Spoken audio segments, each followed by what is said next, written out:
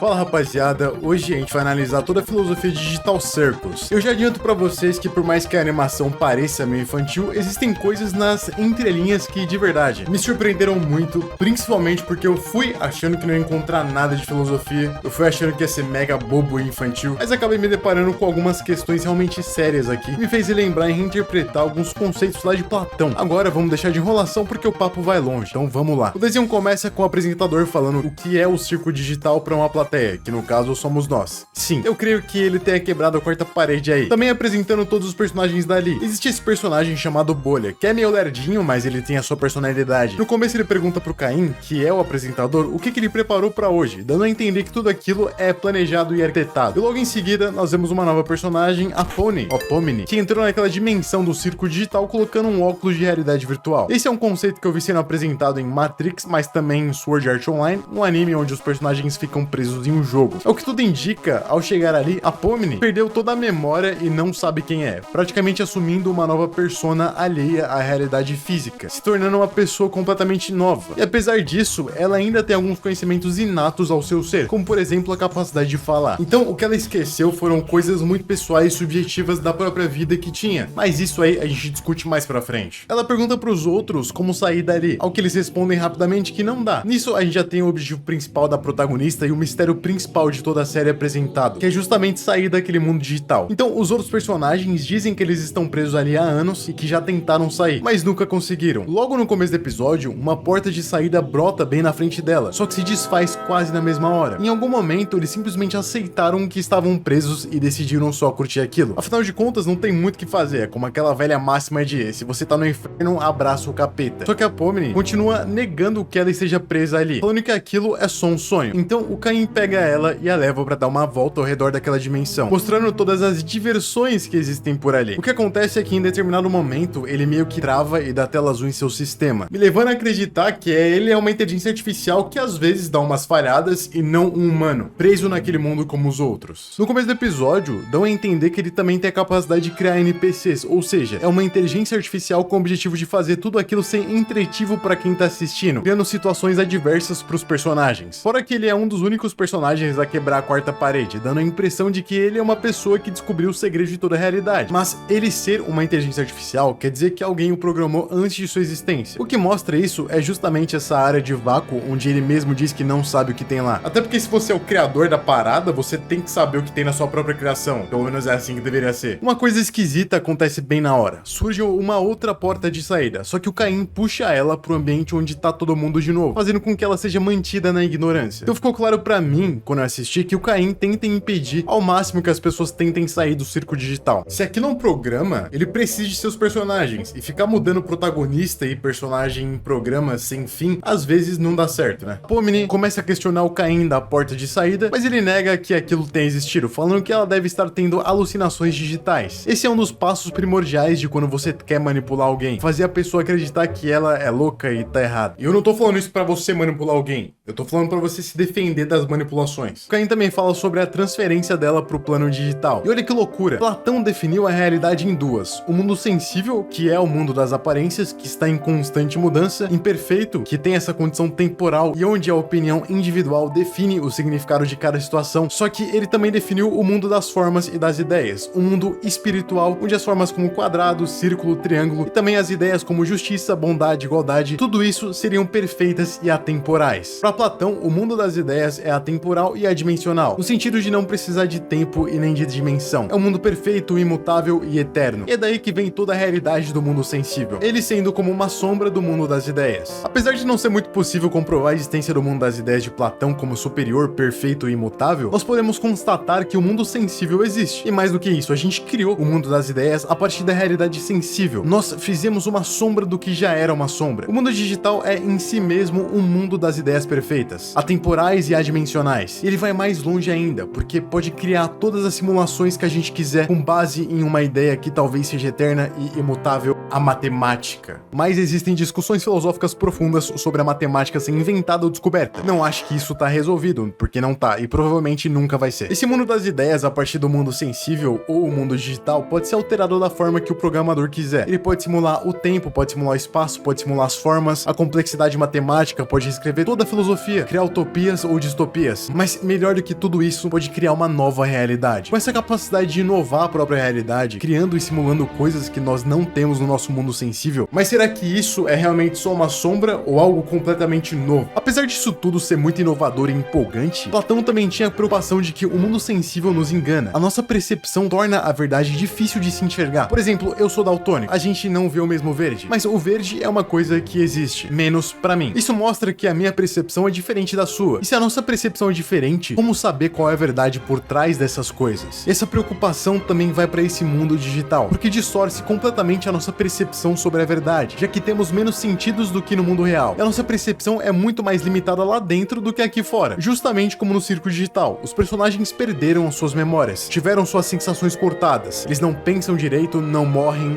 mais ou menos. E mais pra frente a gente vai ver que eles também não precisam comer. E isso vai levar ao final bizarro desse episódio, mas antes a gente ainda tem que falar sobre algumas coisinhas. Só tem uma questão: será que isso tudo transforma o mundo digital no mundo das ideias e formas? Ou na caverna de Platão? Uma das poucas coisas sobre a qual não tenho controle algum é a sua mente. Essa frase mostra que ele é uma entidade poderosa brincando com humanos para fins de entretenimento. E em seguida, ao falar que ela pode escolher qualquer nome, ele começa a falar sobre as diretrizes do usuário, dando a entender que aquilo é um produto que a própria Pomni e os outros podem ter comprado para fugir da realidade, para experimentar não ter os pensamentos que eles têm no mundo real, para serem pessoas diferentes. Esse é o efeito da internet nas pessoas que são anônimas. Elas tentam ser quem elas não são, fogem de si mesmas com a ilusão de que vão mudar caso continuem fugindo por um tempo indeterminado. Isso deixa em xeque aquela teoria de que é um programa para entretenimento. Pode ser também só um jogo multiplayer, mas de alguma forma essas questões serão respondidas em próximos episódios, pelo menos eu acho, né? Mas de qualquer forma, o episódio continua e o Caim propõe uma aventura para Pomni, sentir como são as coisas ali. E no caso, a aventura é capturar os Glosmas, bichinhos que roubam tudo e que vem pela frente. Mas antes disso, decidem apresentar um cara chamado Calphimon para Pomni. E ao irem lá, essas duas têm esse diálogo. Por que não tentam achar um jeito de fugir? Não, nós até tentamos quando chegamos aqui, mas depois de um tempo você se dá conta de que não dá pra fugir mesmo. E ficar tentando alcançar um objetivo inalcançável começa a fazer você perder a cabeça. E cedo ou tarde você começa a se perguntar o propósito de tudo e começa a esquecer quem você é e o motivo de você estar vivo. E quando você chega no seu limite, pode acontecer uma coisa muito horrível. Pra mim faz muito sentido o que ela falou. Afinal de contas, ficar tentando alcançar algo que não é possível só faz você se sentir frustrado e desanimado. Isso realmente te leva pra uma sensação de desespero e desânimo, fazendo com que você sinta ansiedade e também a famosa angústia existencial, que é quando você começa a questionar a sua própria existência e o sentido dela. E se você for pra caminhos estranhos da reflexão, você pode acabar perdendo a sua sanidade mental em conjunto com a dificuldade prolongada dessa tarefa árdua que é sair desse mundo, e também descobrir o sentido da vida. Uma das maneiras de sair desse caminho torto é analisando a própria realidade, vendo se aquilo que você está enfrentando é de fato impossível de ser alcançado, ou se é possível, mas você está pulando alguns passos. Às vezes, o maior problema é querer dar um passo maior que a perna. Isso faz com que você fique dando murro em ponta de facas, sendo que seria 1000 vezes mais fácil você ir de pouquinho em pouquinho. A gente continua, eles entram no quarto do Calphimon e ele tá completamente maluco e possuído. Ele chegou no limite ao qual a Hagatha tava falando sobre, não suportou a sua própria existência. Isso é bem absurdo de pensar, porque quando você não suporta a sua existência, você começa a pagar com a sua sanidade mental. O Calphimon entra naquele estado e espanca a Hagatha e ela fica toda bugada. A Pomni até tenta ajudar ela, mas não consegue, porque assim que a toca, ela também fica bugada e com muito medo. É até irônico que o personagem palhaço que faz os outros rirem seja um dos primeiros a ficar insano. É aquele velho dilema de quem faz o palhaço rir, né? Tendo tudo aquilo acontecendo, a Pomni tenta procurar o Caim e ninguém sabe onde tá. Em contrapartida, lembra dos Glosmas? Então, alguns personagens encontraram o ninho deles e também a rainha deles, que tem o objetivo de transformar tudo em Glosma. E também é bem feia, diga-se de passagem. Ao mesmo tempo, a Pomni tá correndo do Calphimon e tem essa cena onde ela para na frente do espelho e se admira. Acho que é a primeira vez que vê a sua aparência, mas o que é interessante é que ela parece ter gostado daquilo, talvez indicando que ela mesma tenha escolhido aquele destino. E ao continuar fugindo, ela encontra uma porta de saída. Quando entra nessa porta, logo se depara com mais portas, como se fosse uma empresa com vários escritórios e computadores. E pra ser sincero, o cenário me lembrou bastante bastante a Parábola de Stanley, um jogo muito bom. Eu já tenho um vídeo aqui no canal, só que ele é bem antigo. Ao continuar seguindo todas aquelas portas de saída, se depara com um computador, onde meio que surta ao ver aquilo. Talvez uma reminiscência do que de um dia ela já foi. Será que no final vai ser tudo uma crítica a como as pessoas ficam loucas em escritórios trabalhando na frente de computadores? Ou seja, tudo uma grande crítica ao capitalismo? Ela também vê uma logo CIA, ou CIA, da qual a gente não tem muita resposta por enquanto, mas tá lá. Depois de muitas portas de saída, ela finalmente chega em uma que a leva pra um lugar, o vazio, o Void. E quando ela entra naquele lugar, a cena corta por Caim e nós vemos um anúncio do relógio que ele tá vestindo aparecer na tela, fazendo parecer que, de novo, tudo aquilo é arquitetado pra ser um programa de TV, ou é uma daquelas lives geradas automaticamente por inteligência artificial. Mas em seguida, o Caim resgata a Pomni e também a Agatha, que tava toda bugada. Ah, e eu esqueci de citar, mas o Caim pega o Kaufman e o joga no Void, indicando que todos aqueles personagens têm permissões pra ter as suas próprias personalidades e serem livres pra fazerem o que quiserem, menos pra se sentirem tristes e vazios. E assim que um deles leva a sua existência muito a sério, ou seja, ele reflete demais, ele se torna abstrato, cheio de olhos, uma forma estranha, um sintoma que precisa ser eliminado e expulso do grande circo digital, para que a ordem possa ser restaurada naquele programa de TV. Eu ainda posso ter fome. Bom, na verdade não,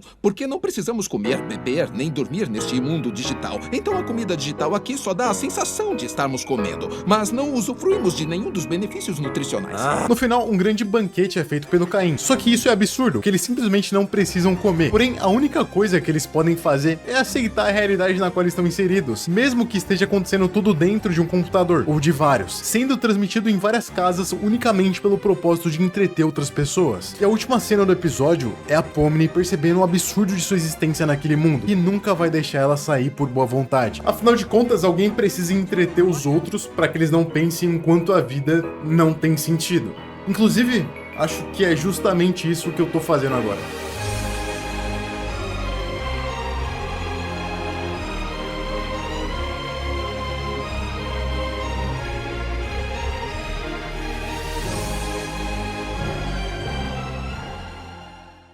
Hamlet はある。